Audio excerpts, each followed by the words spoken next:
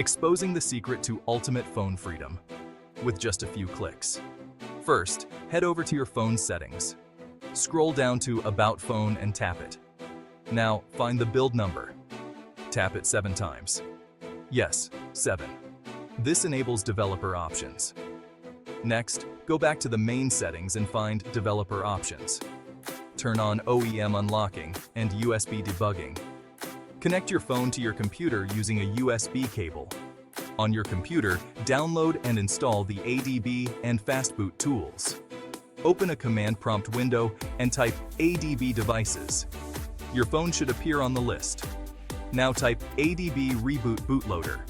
Your phone will boot into Fastboot mode.